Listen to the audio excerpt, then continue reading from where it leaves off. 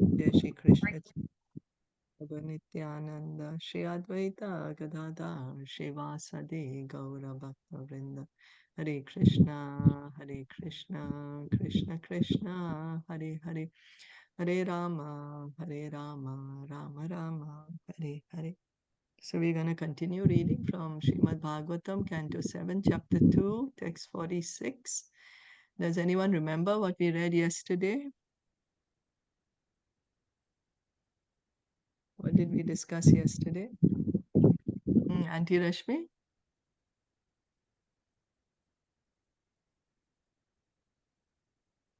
Hare Krishna. आपका आवाज नहीं आ रहा है.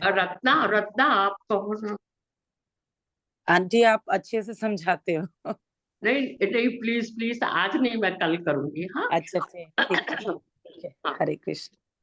Hare Krishna. Okay. Yeah, what we read yesterday, like when they the queens were crying, and then Yamraj said them like, why you were crying or lamenting about the king?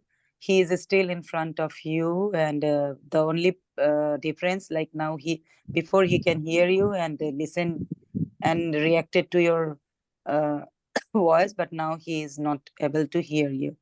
So only the air is gone from his body, and our body is made by 5 material energies and 10 senses. And even though the spiritual and material body is related with the super like God Supreme, but the material energies are different from the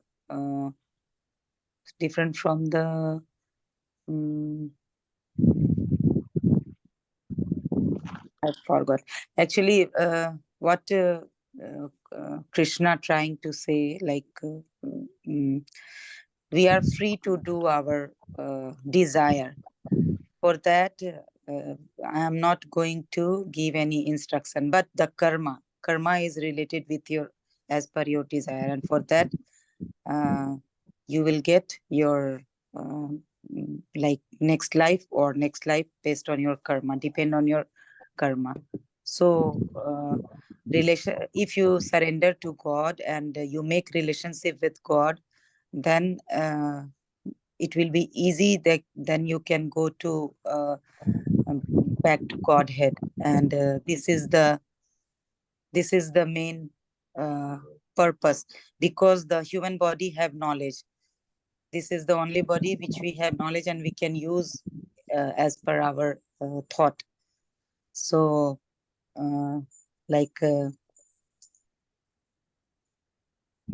Yes, thank you. Yeah, So Hare Krishna. Yamraj was saying, not that only the air has gone, but the person is gone.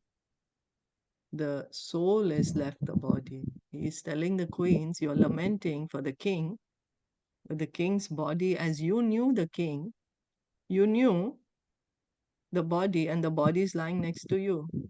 Now, who's gone is the person. The person is gone, and you never knew that person. You never saw that person. So why are you lamenting for that person who you never saw? All you knew was this body, and the body is always dead. So now the same body is lying next to you, then why are you lamenting? So this is what Yamraj was trying to explain to them, that there's a difference between the body and the soul. That we are not the body, we are the soul, and this knowledge we can understand when we are in the human form of life. Okay, so we'll go on. Bhutendriya Manolingan. Recording in progress. Uchcha Vachan Vibhu.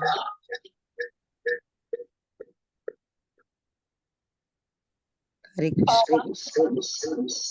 Bhajati Utsrajati Hi Anyas. There is some disturbance. Yeah. Hare Krishna. Aunty आपने दो device से log in किया है, एक से करना पड़ेगा. बीच में ही शची देवी का Okay.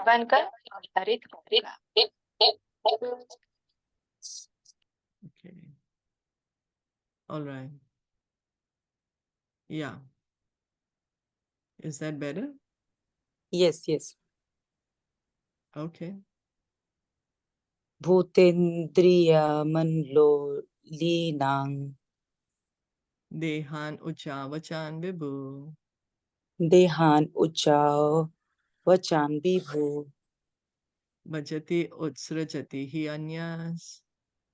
bhajati yusrijati she anyas Tachapi svena tejasa. tachapi srevana tejasa. Wait, so is Auntie Rashmi online or no? Hmm? Enevo Pro 11. Maybe she's auntie. Let me. Oh, I think. okay. Yeah. Okay. All right then. Translation and purport by His Divine Grace A.C. Bhaktivedanta Swami Srila Prabhupada.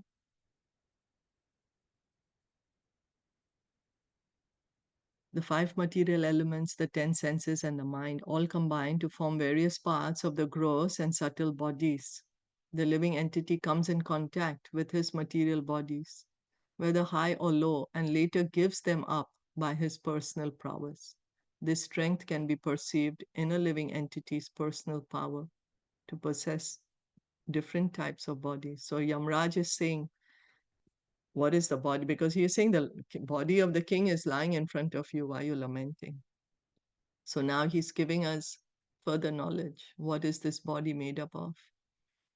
The mind and intelligence, false ego, that's the subtle body. And the earth, water, air, fire, ether, that is gross body.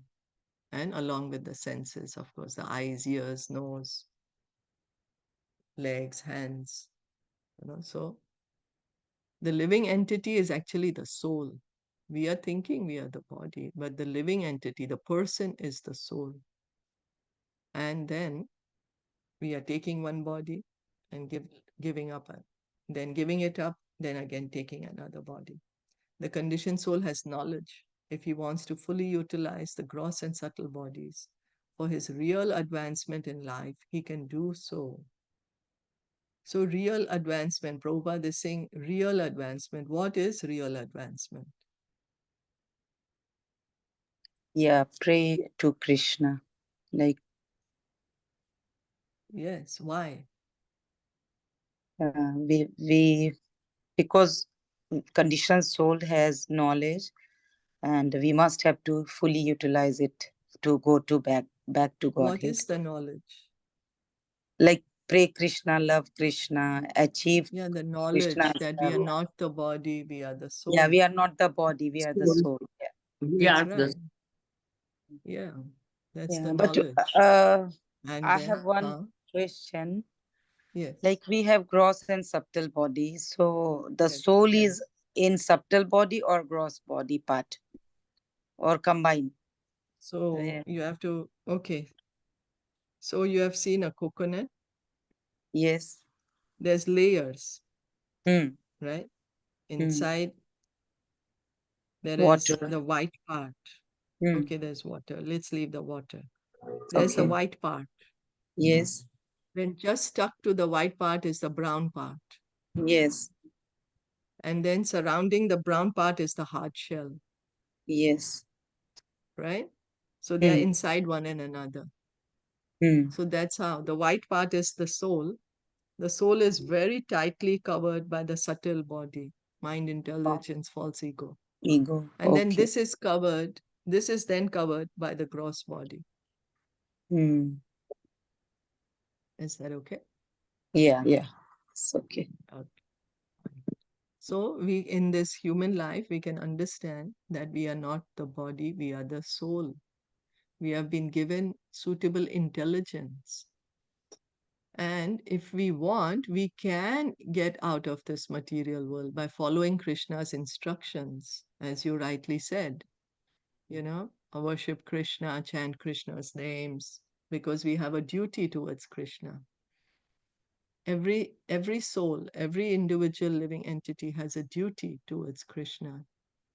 Just like every child has a duty towards their parent, so every soul has a duty towards Krishna. And then by engaging in devotional service, that is our real advancement. So it is therefore, so we may think that real advancement is if I get, uh, more material progress, material advancement is real material advancement. But spiritual advancement is the real advancement. Understanding I'm not the body, I'm the soul. It is therefore said here that by his high intelligence, Svena Tejasa, by the superior power of superior knowledge, achieved from the right source, the spiritual master or acharya, he can give up his conditional life in a material body and return home back to Godhead. However, if he wants to keep himself in the darkness of this material world, he can do so. So we can see we have a choice. This is the choice that Krishna has given us. This is the free will. Where do we want to be? What do we choose? Do we choose to continue to stay in the material world, or do we choose to get out of the material world and go to the spiritual world? We choose the material energy or we choose spiritual energy. We choose material energy or we choose Krishna. So do we choose Maya or do we choose Krishna? That choice is ours. The Lord confirms this as follows in Bhagavad Gita 9:25. Yanti deva vrita devan pitran yanti pritivrita. Bhutani yanti bhuteja yanti madhyajino pima. Those who worship the demigods will take birth among the demigods. Those who worship ghosts and spirits will take birth among such beings. Those who worship ancestors go to the ancestors. And those who worship me will live with me. So what is Krishna saying in this verse of Bhagavad Gita 9:25? What is he saying? Yeah, he's saying like if you want to keep ourselves in darkness, like we want to be in material worlds, it's our choice. If we want whatever we want to be, and we desire, we will still live in the material world in next life also. But if you want to go to back to Godhead, we must have to be a spiritual master or some acharya, so who can We have give. to, I'm sorry. What we have to do with spiritual, what we have to, the voice broke. We have to what? Oh, we must have some spiritual master or some Yes. like guru Yes. who can guide us to for this conditional live from this conditional life, so that we can go to back to Godhead. Yes, But that's right. yeah. So specifically in this verse of 9:25, Krishna is saying, whoever you worship, we worship the demigods, we are going to go to the planet of the demigods. Yeah, You whatever we worship the want. sun god, Yeah. you're going to go to sun planet. You want to worship moon god, you can go to moon planet. You want to go to the planet of the Pitra, the ancestors, you worship the ancestors. If you worship ghosts, you're going to become one in the next life. And he's saying, if you worship me, you can come to the spiritual world. So this is what Krishna is saying in this verse of Bhagavad Gita, that whoever we worship, that's where we are going to go. Yes, So where it's we your want to go, choice. yeah, we have a choice. So we can decide who do we want to worship, where do we want to go, where do we want to go. We want to continue Yeah, we staying want in to the go to material back to world. God. Yeah, Yeah, that's so. If we want to go to back to Godhead, then we have to worship Krishna, he says. Krishna. Yeah. So the human form of body is valuable. One can use this body to go to the higher planetary systems, to Pitralok, or he can remain in this lower planetary system. But if one tries, he can also return home back to Godhead. This prowess is given by the Supreme Personality of Godhead as the Super Soul. Therefore, the Lord says, Mata Smritir Jnanam Apohanam Cha. From me come remembrance, knowledge, and forgetfulness. So one may say, oh, how I can do, how I can do. Well, Krishna is there within our heart. He's the Paramatma. And from him we are getting the knowledge. From him we are getting the ability. Krishna says, I'm ability in man, strength of the strong, intelligence of the intelligent. And he also helps us to remember, and he helps us to forget. So if one wants to receive real knowledge from the Supreme Personality of Godhead, one can become free from the bondage to repeated acceptance of material bodies. If one takes to the devotional service of the Lord and surrenders unto him, the Lord is prepared to give one directions by which to return home back to Godhead. But if one foolishly wants to keep himself in darkness, he can continue in a life of material existence. So Krishna is giving us a choice. You want to come back home, back to Godhead? I will help you. You want to stay in the material world? Sure, you can continue staying in the material world. And that also is arranged by Krishna. All the facility to stay in the material world is also given to us by Krishna. And going on, Yaval Lingan Vito Hi Atma. Yavat lingam bhavanti Atma Tavat Karma Nibandhanam. tavat karma nibandham Nibandanam Tato Viparyaya Klesho. tata So vipraha Viparya Klesho Maya Yogo Nuvartate. maya yoga anuvartati. Anuvartate. As long as the spirit soul is covered by the subtle body, consisting of the mind, intelligence, and false ego, is bound to the results of his fruitive activities. Because of this covering, the spirit soul is connected with the material energy and must accordingly suffer material conditions and reversals continually, life after life. So all this knowledge Yamraj is giving to the queens. Because as we just said, the soul is tightly covered by the subtle body. It's very, very tight. And then on top of that is the covering of the gross body.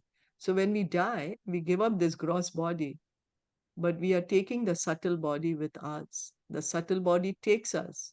Subtle body is taking the soul to another gross body. So till the time we are in the material world, we have a gross body and a subtle body. So we may give up the gross body, but the subtle body is staying. Now, this subtle body we have to spiritualize. The living entity is bound by the subtle body consisting of the mind, intelligence, and false ego. At the time of death, therefore, the position of the mind becomes the cause for the next body. As confirmed in Bhagavad Gita 8.6, Yam Yam Vapi Smaran Bhavam, Tajyati Ante Kalevaram. At the time of death, the mind sets the criteria for the spirit souls being carried to another type of body. So we are creating our own future body by our mind. By our subtle body, we are creating our own next body. And whatever thought we have at the time of death, that's the body we are going to get. So one may say, oh, well, at the time of death, I will think of Krishna. Now, why should I think of Krishna? But at the time of death, we are going to think of whatever we have been thinking throughout our life, whatever has been the preoccupying thought in our mind. That's naturally what we are going to think of at death. Hare Krishna. Hare Krishna. Yeah, like earlier we read like our next body is based on our desire and our karma, like material desire. But here it is mentioned like time of death, the mind sets the criteria for the spirit soul. So whatever at the last moment we have in our mind, so we'll get the same body, right? In another life. So is this something contradictory or how it's relate? Like what is the relation? So we can see usually whatever is our desire, that's what we are thinking of, right? But the last moment at the time of death, The mind Yeah. sets the criteria. So the previous, whatever we thought, is this relevant here? Yes. Or So, yeah. So, as we just said, it's a natural tendency of the mind that whatever you're thinking of during the life, that's what naturally you're going to think at the time of death. Right? That's very natural. yeah, like we But are, like whatever the continuation of our work or our thought, exactly. Yes. it will be till end in our mind. Yes. Oh yes, yes, Y- it's somehow like that. Okay, carry forward. Yeah. Yeah. Yeah. So that's Hmm. the reason. So because someone may say, well, I will just think of Krishna when I'm dying. I don't need to think of him now. But if we didn't Hmm. think of him now, we will not be able to think of him at death. Hmm. Only if we start thinking of him now, is there a probability, a possibility that we may think of him at death? Hmm. That's why we need to chant. Like it will be in our habit, so that even at the Yes, last moment we just remember Krishna only. that's right. Yeah. Okay. Okay. That's right. So, if a living being resists the dictation of the mind and engages the mind in the loving service of the mind cannot degrade him. The duty of all human beings, therefore, is to keep the mind always engaged at the lotus feet of the Lord. Savai mana Krishna padara vindayo. So usually our mind is telling us, go here, do this, do that, lamenting, do this, you'll be happy, do that, you'll be happy, don't do this, you will be sad. All this, what the mind is keeping on telling us. But Krishna is saying, if you can just ignore all these things and continue with hearing and chanting, engage the mind in the service of the Lord. With the mind, think of Krishna. Continue to hear and chant about Krishna. Then the mind can be kept away from the mischief. It's like a naughty child, always doing some mischief. Now, what do you do with a naughty child? You keep shouting at him, he's not going to listen. He may just do more mischief. What you have to give him? Something which will keep him busy, something which will occupy him, right? Well, the minute you give him something that catches his interest, occupies him, the child is quiet. No more naughtiness from him. So the mind, the only way the mind can rest is at the lotus feet of Krishna. Third canto of Srimad Bhagavatam says that the mind is restless, going from here and there. But the only place it can find rest is at the lotus feet of Krishna. But we may say, oh, well, I'm trying to chant, but my mind is everywhere but except the chanting. But it takes some practice. The more we practice, the mind will want to chant more. Because we are out of practice. Right now, we are in a diseased condition. So, the duty of all human beings, therefore, is to keep the mind always engaged at the lotus feet of the Lord. Savai mana Krishna pada aravindayo. So, wherever Krishna and his worship is concerned, the word duty is used. That it is our duty to worship Krishna. It's our duty to fix our mind at the lotus feet of Krishna. So then someone will say, oh, then don't I have to do any work? I just have to sit down in one corner and just think of Krishna. No. So like how Maharaj Ambarish, he was using his hands to, to clean the temple, worship the deity, legs to go to the temple, huh?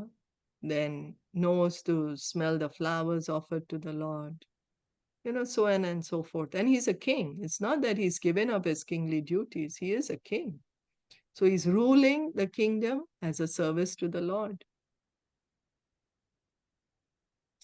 Here Krishna also is telling Arjuna, you do your duty always thinking of me, doing our duty for the pleasure of Krishna. Our real duty, that's the duty of the soul. That is to always hear and chant. That is our real duty. Always hear and chant. When the mind is engaged at the lotus feet of Krishna, the intelligence is purified. And then the intelligence gets inspiration from the super soul, the Dami Buddhi Yogam Tam. So the mind is now full of many unwanted things. How to purify it? Hearing and chanting. By hearing and chanting and worshipping Krishna, we will get, our mind will get purified. Then the intelligence will get purified because the mind is now fixed on Krishna. So our intelligence becomes clearer. Mind becomes clear, so the intelligence is also clear. And then we are able to understand spiritual knowledge. The Paramatma is there in our heart. He is giving us intelligence. He's giving us knowledge. He's giving us remembrance. Thus, the living entity makes progress towards liberation from the material bondage. And in this way, one can get out of the material world by fixing the mind on Krishna. The individual living soul is subject to the laws of fruitive activity, but the supersoul Paramatma is not affected by the fruitive activities of the individual soul. So we get karma. Because we are wanting to enjoy the results of our activities, so we get the reactions because we are wanting them. So we are getting them. But the Paramatma, he's in our heart, always accompanying us. He does not get any reaction. There's no karma for the Paramatma. He's nothing to do with this material world. Although he's in our body, he has nothing to do with the material world. As confirmed in the Vedic Upanishad, the Paramatma and the Jivatma, who are likened to two birds, are sitting in the body. So there are two birds sitting in a tree. We can't see the birds, but does it mean the birds have become the tree?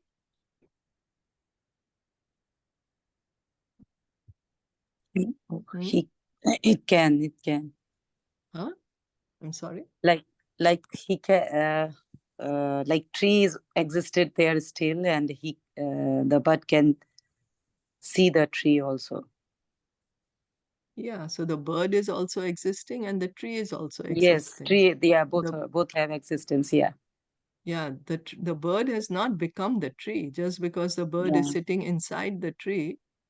Does the bird become the tree? No, bird is bird and tree is tree. That's right. So we are inside. The soul is inside this material body. Next to the soul is the Paramatma also. And they both are there. They don't become material. Is that okay? Yeah, like it means like everyone's souls is spiritual. This is the Yes. all game of mind and intelligence, false ego, whatever we are saying. Like our thought is different. Like somebody is pure, only attached to Krishna or do everything, but somebody have other desire to be very rich, have big car, like so many properties. So it's just the game of our mind and intelligence. Yeah, it's our desire. That's right. Yes, Desire. our mind is making us think. But Yeah, the soul desire is comes because mind. Yeah, but the yeah, soul is different. Yes. different. Yeah. Yes. Okay. Okay.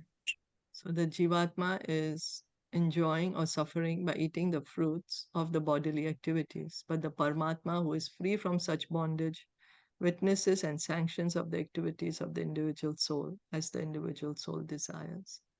So the soul is there, the soul has desires. And because of the soul's desires, we are either enjoying or suffering our reactions. Because we have desire, I'm sorry, we act in a, I'm sorry, I'm sorry. Okay, so because we have desire, we act in a particular way. We act in a particular way, we get a particular reaction.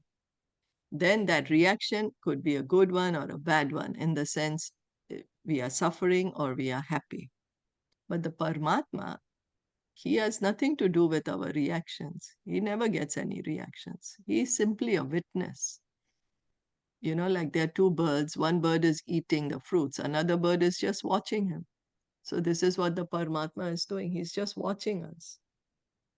We are having desires. Because of desires, we want to act in a certain way. But the Paramatma is aloof from all these things. Yeah, he fulfills our desires. We have desire to be in the material world. He fulfills our desire with the agency of this material energy.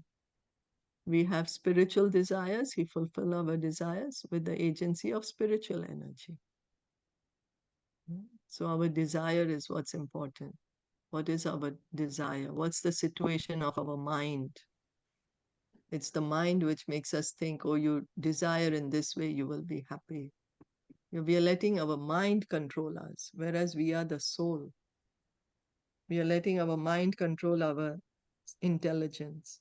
But actually, we should use our intelligence to control the mind. Okay. Any comments, questions? Yeah, like Jivatma and Paramatma, both are in our soul, They're sitting situated next in to our each soul. other. Next, We are yeah, the soul. yeah. We are So the these are the soul. part of like Jivatma and Paramatma, both are situated in our soul. Or Jivatma means the soul. and So but it's inside this material body, mm-hmm. the soul is there and the super soul is there. The soul is called Jivatma and the super soul is called Paramatma. Yeah, And but both both of are them in are our heart inside this material body. body. Okay, not in the soul, Inside the not the soul is part the of soul. Jivatma. Okay. The soul Oh, is I the am very much Jivatma. confused. Okay. Soul is Jivatma and Paramatma. What is Paramatma? Like Super soul. super soul? Super Yes, soul. And both are in our material body. that's right. Okay. They're both Okay. sitting next to each other. Next And to who each, are like we? two birds. Yeah. Yeah. And who are Yeah. we? We are Jivatma. We have Yeah. desire. Yeah. Yeah. So you And in Hindi, in Sanskrit, you call Jivatma, in English, you call soul. It's the soul. same. Yes, yes, yes. So we are No. that soul, we are that Jivatma, and sitting next to us is the Hmm. Paramatma, is the super soul. Jivatma And we, Paramatma.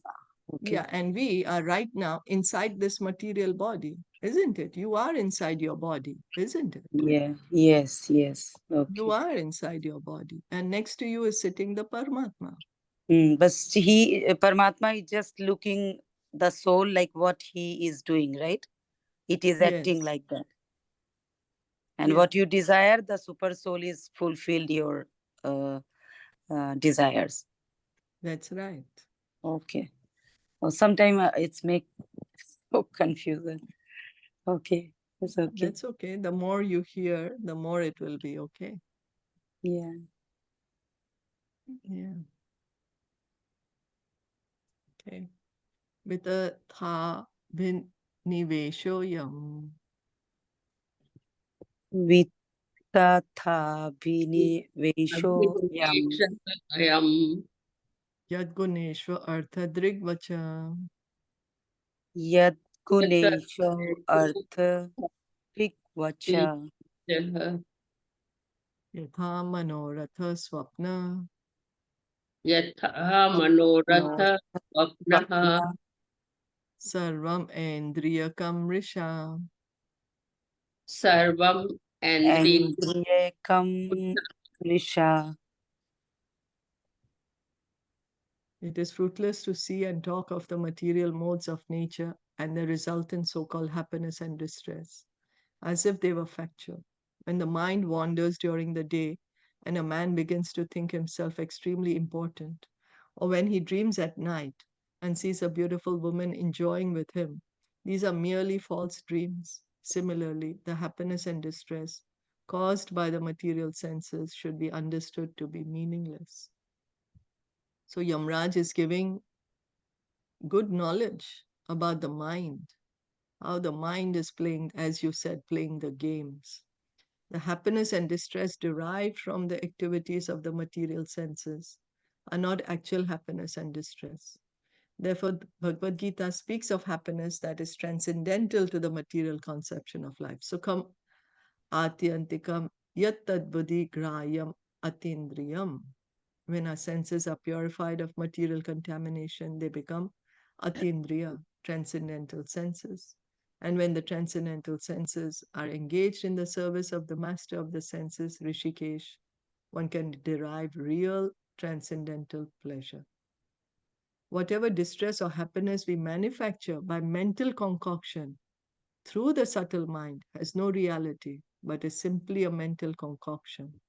One should therefore not imagine so-called happiness through mental concoction. Rather, the best course is to engage the mind in the service of the Lord Rishikesh and thus feel real blissful life. So the mind tells us, you do this, you will be happy. Don't do this, you will be sad. The mind is telling us all this. But if we see the situation keeps changing, it's not permanent. We are seeing some dream at night and we are happy in the dream or we are sad in the dream. But once we wake up, there's no meaning to that dream anymore. So in the night, we are having night dream. And in the day, that is our daydream. We are thinking it's real, just like in the night when we have dream, it's so real to us. We are totally captivated in it. So the daydream also, we are captivated. We are thinking this is real, but it is all through the mind that we are thinking it's real. Rather, what Krishna is saying, you engage the mind in thinking of me. You engage the senses. Real happiness is on the spiritual platform. We are thinking something is that we are happy, sometimes we are sad, sometimes in the material world. But here Yamraj is saying those are just meaningless because it's just being caused by the mind. It's just an imagination. This is what Yamraj is saying. And Krishna is saying that also in Bhagavad Gita, that this is temporary happiness and distress.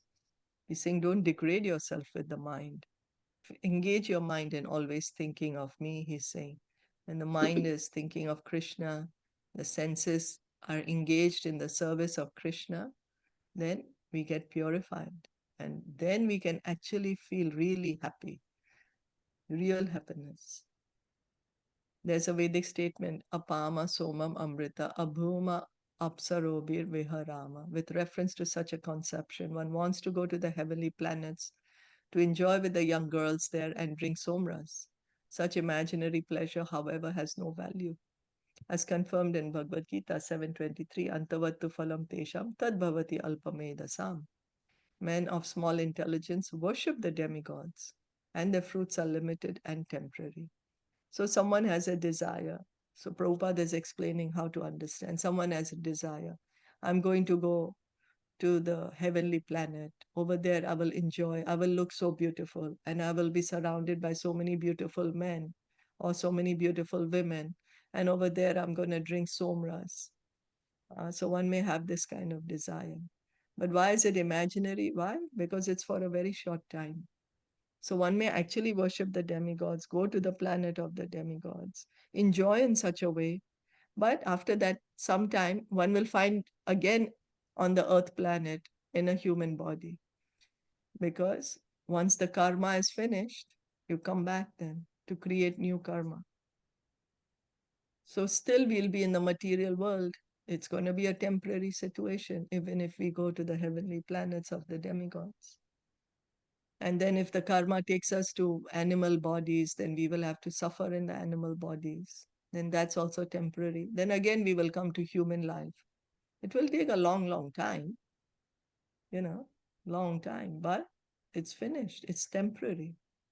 Even if by fruitive activity or worship of the demigods, one is elevated to the higher planetary systems for sense enjoyment, the situation is condemned in Bhagavad Gita as antavat, perishable.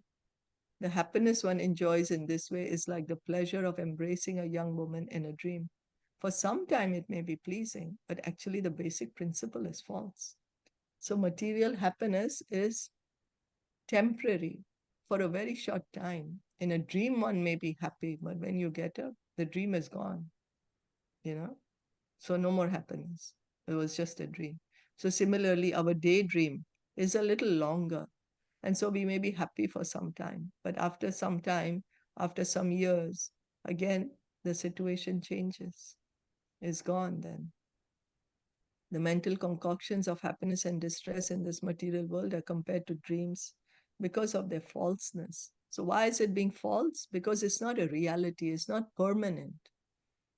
It's not a permanent situation. It's just for that time. All thoughts of obtaining happiness by using the material senses have a false background and therefore have no meaning. You know, we like to eat certain things. We may eat and eat and eat, but how much can we eat? We have to again stop. We like to hear one music, maybe some song. Then you hear it, but after some time you're tired of it. You don't want to hear it anymore. So that when we hear about Krishna, when we are hearing Krishna Kirtan, then you can unlimitedly hear, eternally can hear. That's the permanent situation. So that's what we are trying to understand, that the material situation, because it's temporary, that's why it's false. It's not our real identity. We thinking we are the body, that is a dream. We are not the body, we are the soul. So then anything that we are doing related to the body is of course temporary. Because the body itself is temporary. It's not our real identity.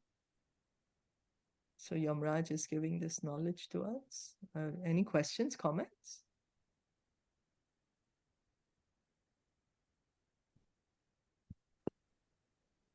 No, all clear, I think. Okay. Thank you so much. Srimad Bhagavatam ki jai, Srila Prabhupada ki jai, Gaur Bhakta Vrinda ki